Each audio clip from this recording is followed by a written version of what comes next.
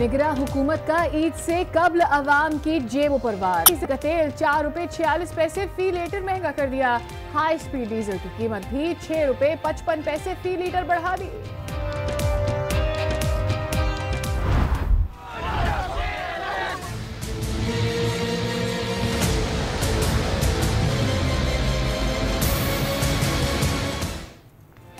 एहतसाब अदालत में एवन फील्ड रेफरेंस की समाअत। नवाज शरीफ मरियम नवाज पेश। गुज़िश्ता नवाज शरीफ के वकील ख्वाजा हारिस रेफरेंसेस से अलग हो गए थे।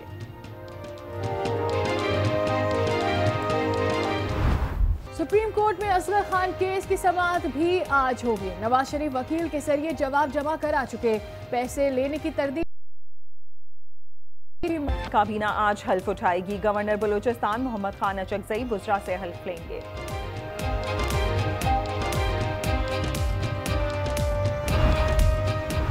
दो 2018 के इंतखाबात की तैयारियां। मुल्क भर में कागजात नामजदगी की स्क्रूटनी आज से शुरू।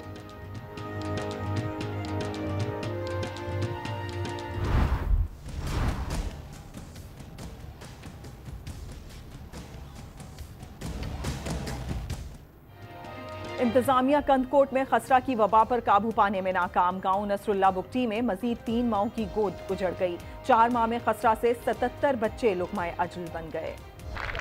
नई कीमत 91 रुपए 96 पैसे फी लीटर हो गई है। लाइट डीजल की कीमत 6 रुपए 14 पैसे इजाफे के बाद 74 रुपए 99 पैसे हो गई है। जिसके बाद मट्टी के तेल की कीमत में भी 4 रुपए 46 पैसे इजाफा किया गया है और मट्टी के तेल की नई कीमत 84 रुपए 34 पैसे फी लीटर हो गई है। जबकि हाई स्पीड डीजल की कीमत में 6 रुपए 55 पैसे इजाफे के बाद नई कीमत 105 रुपए 31 पैसे। मुश्किलात मजीद बढ़ गई हैं। निगरान हुकूमत ने आवाम पर पेट्रोल बम गिरा दिया है। पेट्रोलियम मसनूआत की कीमतों में इजाफे का इतलाक 12 बजे ही हो गया है। पेट्रोल की कीमत में 4 रुपए 26 पैसे का इजाफा हुआ है। जिसके बाद पेट्रोल की नई कीमत 91 रुपए 96 पैसे फी लीटर हो गई है।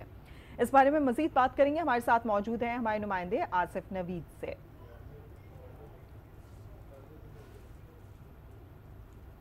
फिलहाल आपको अपडेट करें। निगरान हुकूमत ने आवाम पर पेट्रोल बम गिरा दिया। पेट्रोलियम मसनूआत की कीमतों में इजाफे का इतलाक 12 बजे ही हो गया है। आगे बढ़ते हैं। दीगर खबर शामिल करते हुए आपको बताएं कि एहतसाब अदालत में एवन फील्ड रेफरेंस की समाअत में जज मोहम्मद बशीर ने नवाज शरीफ से पूछा कि क्या आपने नया वकील कर लिया। नवाज शरीफ ने जवाब दिया कि ख्वाजा हारिस की जगह नया वकील ढूंढना आसान नहीं। केस की समाअत के मुतालिक आपको अपडेट करें। जहां एहतसाब अदालत में एवन फील्ड रेफरेंस की समाअत में जज मोहम्मद बशीर ने नवाज शरीफ से ये पूछा कि आपने नया वकील कर लिया। नवाज शरीफ ने कहा कि ख्वाजा हारिस के बाद नया वकील ढूंढना आसान नहीं होगा। आसिफ नवीद से मजीद तफसीलात लेंगे। हमारे साथ मौजूद हैं। आसिफ नवीद, बताइएगा आज समाअत के दौरान क्या हुआ और नवाज जमात और दीगर यहाँ पर अदालत में मौजूद है।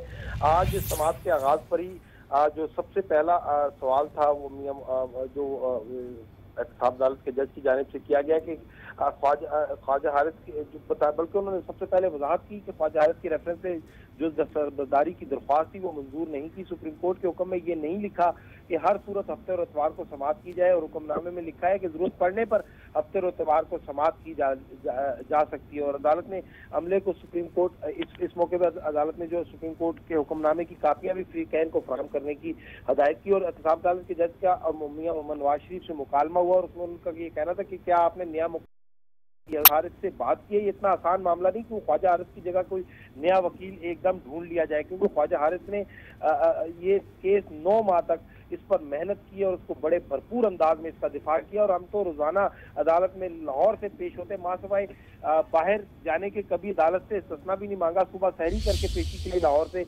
इस्लामाबाद के लिए रवाना होते हैं। इस केस में उन्होंने कहा, मियां मोहम्मद नवाज शरीफ का कहना था 100 के करीब पेशियां भुगत चुके और 24/7 यानी कितनी जल्दबाजी में बुनियादों पर केस में को आगे बढ़ाने की कोई ऐसी मिसाल नहीं मिलती। इस मौके पर नायब प्रोसिक्यूटर का ये कहना था कि एवन फील्ड रेफरेंस में एक रोज कबरी वापस लेने की दरख्वास्त कर दी। और उनका ये कहना था नायब प्रोसिक्यूटर का कि सुप्रीम कोर्ट का हुक्मनामा मौजूद अदालत के लिए कोई डिक्टेट नहीं कर सकता। अमजद परवेज मौजूद है जो इसमें मरियम नवाज ये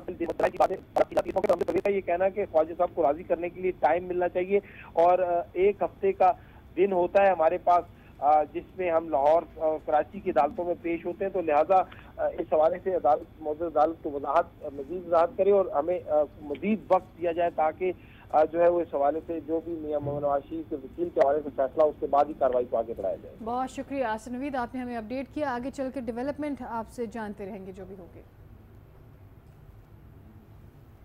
मज़ीद आपको बताएं, सुप्रीम कोर्ट में असगर खान केस समेत अहम मुकदमात की समाअत होगी। Chief justice Saqib Nisar supreme court Lahore पहुंच चुके हैं। इसी पर बात कर लेते हैं। सईद समाअत होगी और असगर खान केस की क्या तफसीलात आई हैं सामने अब तक?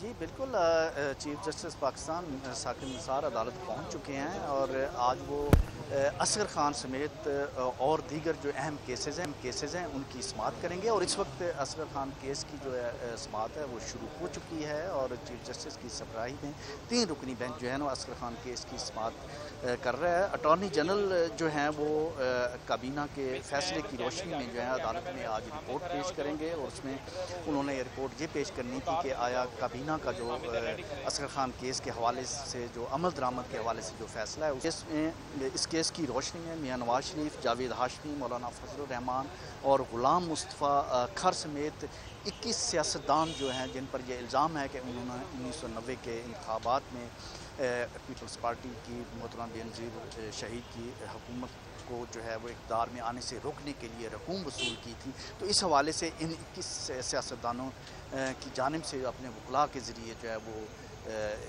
जवाब जो है वो दाखिल करवाया जाएगा। इसी तरह और वो भी अदालत में पेश होंगे और वो भी अपना अपना मौक़िफ़ इस हवाले से बयान करेंगे।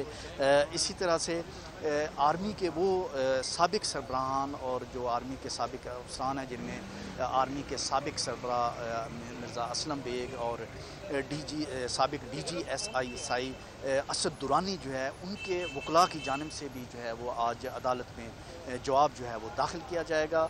तो इसके अलावा जो है ना और भी केसेस हैं जिनमें अदालत में सो मोटो केस उनकी समाअत होगी और इसके साथ साथ एक और जो है वो फुल बेंच भी तश्कील दिया गया है जिसकी सरबराही जस्टिस आसिफ सईद खोसा करेंगे और वो भी 2-3 सुप्रीम कोर्ट में बहुत शुक्रिया आपका। आम इंतखाबात के हवाले से खबरें शामिल करेंगे और अभी आपको ये बता रहे हैं कि आम इलेक्शन में हिस्सा लेने वाले उम्मीदवारों के कागजात नामजदगी में स्क्रूटनी का सिलसिला शुरू हो चुका है। रावलपिंडी से नुमाइंदा आज न्यूज़ शकील हमारे साथ मौजूद हैं, उनसे तफसीलात लेते हैं। जी शकील, बताइएगा क्या सूरत हाल देख रहे हैं? कागजात नामजदगी जमा करा दिए गए हैं, स्क्रूटनी का सिलसिला शुरू कर दिया गया है। हमारा राब्ता हमारे नुमाइंदे जो ही बहाल होगा उनसे मजीद भी जानेंगे। आपको बताते चलें मुल्क भर में कागजात नामजदगी जमा कराने की डेट ख़त्म हो चुकी है जिसके बाद स्क्रूटनी शुरू हो गई है।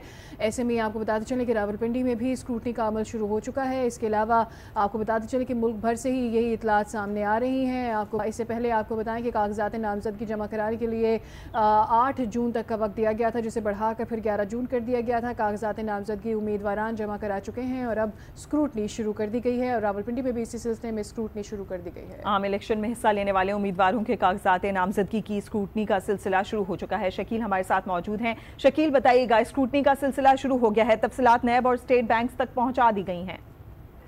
जी बिल्कुल, कागजात नामजदगी का जो सिलसिला था वो कल खत्म हो चुका है जिसके बाद आज इन उम्मीदवारों की कागजात की स्क्रूटनी का जो अमल है वो शुरू हो चुका है। आज रावलपिंडी जुडिशल कॉम्प्लेक्स के अंदर पाकिस्तान अवामी मुस्लिम लीग की सरबराह शेख रशीद समेत दीगर जो उम्मीदवारान है पाकिस्तान पीपल्स पार्टी, पाकिस्तान मुस्लिम लीग नून और दीगर जमातों से है उन्होंने भी पेश होना और उनके कागजात की जो सरबराह शेख रशीद जो है वो इस वक्त पहुंच चुके हैं। अब से कुछ देर बाद उनकी जो है अहम खबर शामिल करें। बलूचिस्तान की 11 रुकनी निगरां काबीना आज दोपहर 12 बजे हल्फ उठाएगी। गवर्नर बलूचिस्तान मोहम्मद खान अचकजई निगरां वुज़रा से हल्फ लेंगे। मुतवक्किल वुज़रा में अब्दुलसलाम मंजूर हुसैन, इमाम बख्श बलोच, मलिक अनायत कासी, फरजाना बलोच दीगर का नाम भी शामिल है। निगरां काबीना में फैज़ काकड़, नसरुल्लाह खिलजी, खुर्रम शहजाद और हाफिज खलील का नाम भी ज़ेरे गौर है। आपको अपडेट करें, बलूचिस्तान की 11 रुकनी निगरां काबीना आज दोपहर 12 बजे हल्फ उठाएगी और गवर्नर बलूचिस्तान मोहम्मद खान अचकजई निगरां वुज़रा से हल्फ लेंगे। और अब बात करेंगे साबिक सदर परवेज मुशर्रफ की, जो कि इंतखाबी मैदान में उतरेंगे, वो भी एक एक नहीं बल्कि 40 कराची, NA1 चित्राल और NA 128 लिया से कागजात नामजदगी जमा करा दिए हैं। कराची से मुशर्रफ के मद्दे मुकाबिल हैं फारूक सत्तार, आरिफ अलवी, मुस्तफ़ा कमाल, जो मैदान मारने के लिए तैयार हैं।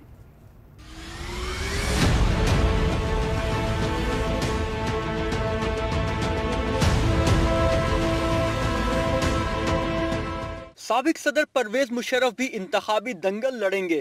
3 हलकों से इलेक्शन लड़ने की ठान ली। परवेज मुशर्रफ ने आज अपने कागजात नामजदगी जमा करा दिए। मुशर्रफ ने NA 247 कराची से कागजात जमा कराए, NA1 चित्राल और NA 188 लिया से भी कागजात नामजदगी जमा करा दिए। कराची चित्राल में MMA का उम्मीदवार और लिया से आज़ाद उम्मीदवार मुशर्रफ के मद्दे मुकाबिल हैं।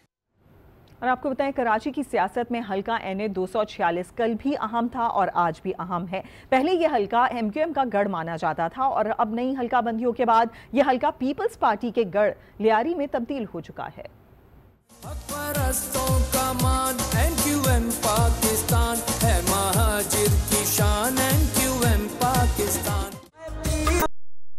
ने 246 ने फिर सबको चौंका दिया। नई हल्का बंदियां क्या हुई?